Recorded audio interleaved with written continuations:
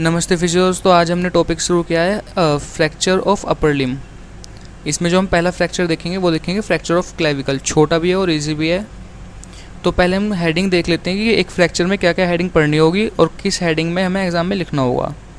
तो देखो, कोई भी फ्रैक्चर में हमें इंट्रोडक्शन पढ़ेंगे, mode of injury, clinical feature, investigation, displacement अगर होता है उस फ्रैक्चर में तो, मैनेजमेंट और कॉम्प्लिकेशंस क्या होती हैं उस फ्रैक्चर के बाद या फिर उस फ्रैक्चर में। ठीक है, इन हेडिंग में हम फ्रैक्चर देखेंगे। तो अब देखते हैं हम फ्रैक्चर ऑफ क्लेविकल।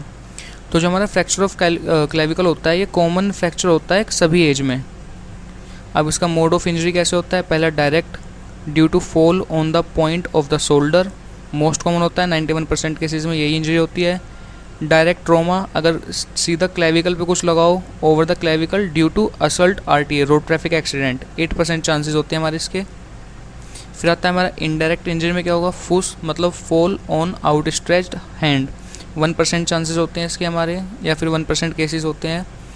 तो अब एक याद रखने वाली बात है, तो clavicle usually bend and break with the first rib as the fulcrum. ठीक है, फिर आता है हमारा site of fracture.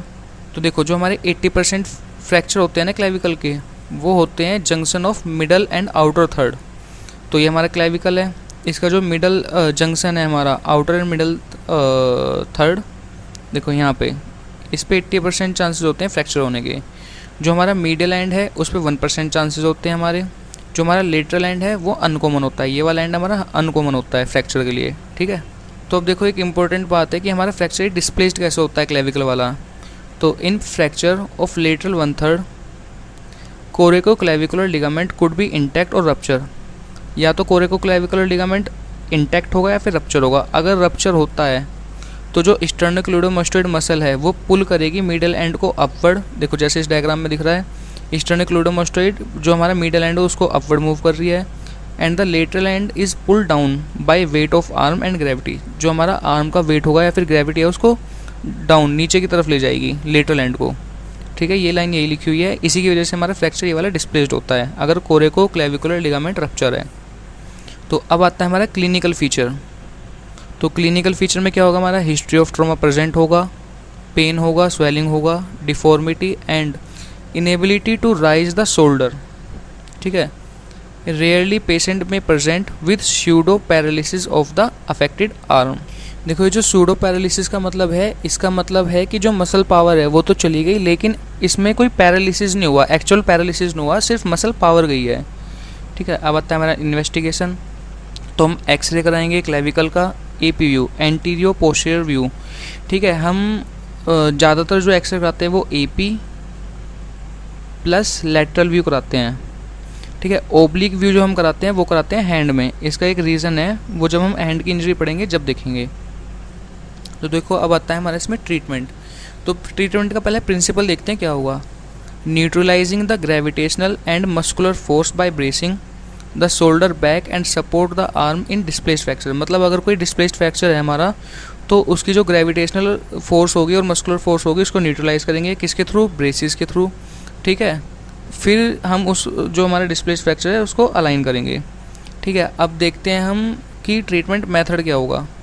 Most of the fracture clavicle is treated by conservative method. Conservative method मतलब हम कोई सर्जरी नहीं कर रहे, कोई फ्रैक्चर के साइट को ओपन नहीं किया, सर्जरी नहीं की।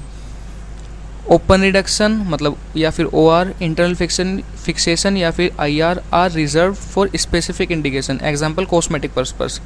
मतलब हमारा सर्जिकल मेथड हम क्लेविकल फ्रैक्चर में जब ही यूज़ करते हैं जब हमारा कोई कॉस्मेटिक पर्पस हो या फिर कोई अदर कॉम्प्लिकेशन हो। कॉस्मेटिक पर्पस मतलब अगर कोई एक्ट्रेस है, जैसे कोई प्रियंका चोपड़ा है, उसको हमारा फ्रैक्चर हुआ तो उसका अगर माल यूनाइन हो जाता है तो उसको वो चीज़ अच्छी नहीं लगेगी, तो इसमें हमें सर्जरी करनी पड़ेगी। लेकिन अगर कोई नॉर्मल पर्सन है उसमें ज़रूरत नहीं है कि इसको हम सर्जरी करके दोबारा से रीअलाइन करें और एनाटॉमिकल पोजीशन में लाएं।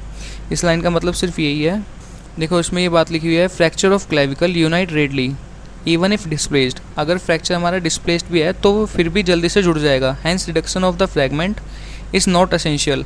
तो जो हम रिड्यूस करते हैं ना फ्रैक्चर को, वो एसेंशियल नहीं है, वो माल यूनाइट हो जाएगा तो भी कोई प्रॉब्लम नहीं है। अब डिस्प्लेस्ड फ्रैक्चर में ट्रीटमेंट क्या होगा? पहला, collar and cuff sling with strapping of the fracture side with adhesive plaster. तो देखो, इसका हम इमेज देख लेते हैं पहले। देखो ये है कॉलर एंड कफ स्लिंग, ठीक।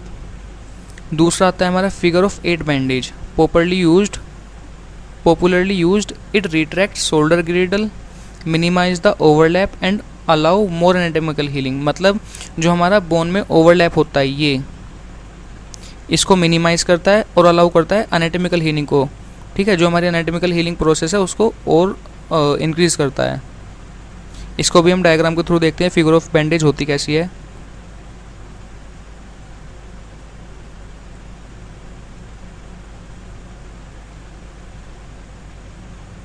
अब आता है हमारा अनडिस्प्लेस्ड फ्रैक्चर का ट्रीटमेंट क्या हुआ। इसमें हम simple collar and cuff sling लगा देंगे और ट्रायंगुलर बैंडेज लगा देंगे, ये सिर्फ हमारा ये सफिशेंट है। सर्जिकल मेथड में क्या होगा हमारा, वो था कंजर्वेटिव मेथड, अब आता है सर्जिकल मेथड। तो ये रेयरली इंडिकेटेड होता है in the following situation. Example open fracture, अगर कोई वुंड है फ्रैक्चर के साथ या फिर फ्रैक्चर की वजह से कोई वुंड है।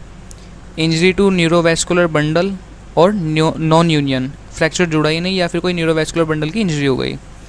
Surgery consist of open reduction, मतलब ओपन रिडक्शन देखो क्या होता है, अगर ये हमारी यहाँ पे कोई बोन है, ठीक है, ये हमारा सॉफ्ट टिश्यू है, स्किन मसल वगैरह, ठीक।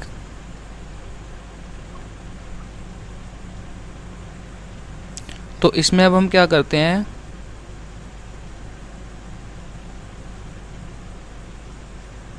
देखो ये हमारी नॉर्मल स्किन है, यहाँ पे इंसिजन लगाएंगे, इसको ओपन करेंगे, फिर बोन को एक्सपोज करेंगे, इसमें देखेंगे जो भी माल अलाइनमेंट होगा उसको अलाइनमेंट करेंगे, मतलब रिड्यूस करेंगे, और फिर हम इसमें इंटरनल फिक्सेशन कर देंगे, स्क्रू वगैरह लगा देंगे यहाँ पे, ठीक है, या फिर हम के वायर लगा देंगे, स्क्रू लगा देंगे, प्लेट्स लगा देंगे, ये सब। देखो अब आता है close reduction and percutaneous fixation with के वायर। ये तो था ओपन रिडक्शन, इसमें हमने फ्रैक्चर साइट को ओपन किया। इसमें क्या होगा, हम फ्रैक्चर साइट को ओपन नहीं करेंगे, मैनुअली मैनिपुलेट करके फ्रैक्चर को रिड्यूस करेंगे। फिर परक्यूटेनियस वायर, मतलब स्किन के ऊपर से ही हम वायर डालते हैं मशीन के थ्रू और फिक्स कर देते हैं फ्रैक्चर को के वायर के थ्रू, ठीक है। अब आता है हमारा कॉम्प्लिकेशंस क्या होंगे। अर्ली और इमीडिएट कॉम्प्लिकेशन क्या होंगे हमारे, फ्रैक्चर फ्रैगमेंट में इंजर्ड सबक्लेवियन वेसल और ब्रेकियल प्लेक्सिस, ठीक है। लेट में क्या होगा, माल यूनियन हो सकता है जो कि वेरी कॉमन है। ओनली ए कॉस्मेटिक प्रॉब्लम, ये सिर्फ कॉस्मेटिक प्रॉब्लम है जैसे मैंने पहले बताया था, और कोई इम्पेयर फंक्शन नहीं करती है। Does not usually impair function, कोई फंक्शन को इम्पेयर नहीं करती, ठीक। तो इसमें hence no treatment is required, इसमें माल यूनियन में कोई ट्रीटमेंट रिक्वायर नहीं चाहिए। नॉन यूनियन रेयर होता है, require open reduction and internal fixation. Other complication क्या होगा हमारा, शोल्डर स्टिफनेस होगी, वो तो नॉर्मल सी बात है, ठीक है। अब मैं इसमें आपको ये एक्सरे दिखाना भूल गया था इसका, और एक फ़ोटो है वो एक बार देख लो। देखो ये एक्सरे है, ये हमारा मीडियल साइड है, ये हमारा लेटरल साइड है, ठीक है। देखो मीडियल फ्रैगमेंट स्टर्नोक्लेडोमास्टोइड की वजह से ऊपर की तरफ जा रहा है, अपवर्ड। ये तो नॉर्मल है, लेकिन बहुत से केसेस में ये नीचे की तरफ जाता है, क्यों, आर्म की वेट की वजह से और ग्रेविटी की वजह से, ठीक है, आर्म की वजह से और ग्रेविटी की वजह से। ये देखो डिस्प्लेस्ड हुआ है ना, यही वजह है इसकी डिस्प्लेस होने की। ये हमारा क्लेविकल का फ्रैक्चर है, ठीक है, ये रहा। देखो एक ये फोटो है, इसमें क्लियर दिख रहा है ये डिस्प्लेसमेंट। तो देखो फ्रैक्चर क्लेविकल के अगर नोट्स चाहिए तो ये मेरे चैनल मूवमेंट मास्टरी पे अवेलेबल हैं, वहाँ पे मिल जाएंगे।